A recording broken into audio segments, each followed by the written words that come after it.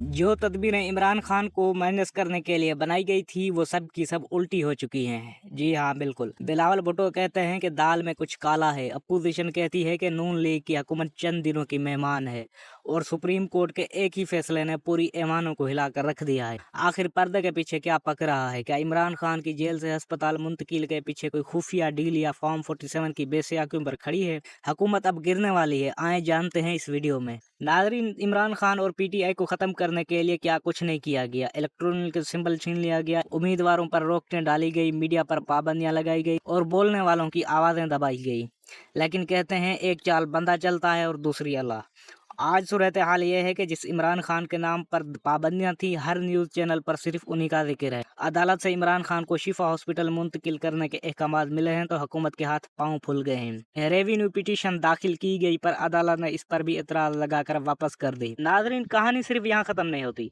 वफाकी वुज़रा खुद कह रहे हैं कि निज़ाम कोलैप्स होने वाला है और अपोजिशन कह रही है कि हुकूमत चंद दिनों की मेहमान है। जिस हुकूमत को इत्तेहादियों पर भरोसा था, अब वही इत्तेहादी उनकी क्लास ले रहे हैं। अब सवाल ये पैदा होता है कि क्या इमरान खान को मिलने वाला रिलीफ अचानक था?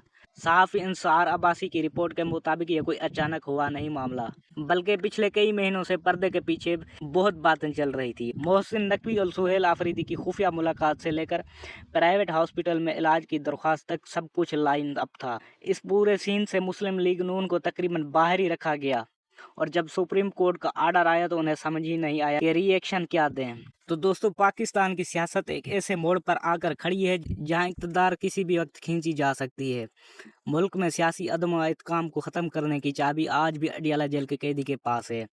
आपके ख्याल में क्या इमरान खान की रिहाई से मुल्क में इस्तेकाम आएगा या मुस्लिम लीग नून की हुकूमत बच जाएगी? अपनी राय कमेंट सेक्शन में ज़रूर दीजिएगा। अगर वीडियो पसंद आए तो लाइक करें और दोस्तों के साथ शेयर करें और मज़ीद सियासी अपडेट्स के लिए चैनल को सब्सक्राइब करना मत भूलिए। मिलते हैं अगली वीडियो में, तब तक के लिए अल्लाह हाफिज़।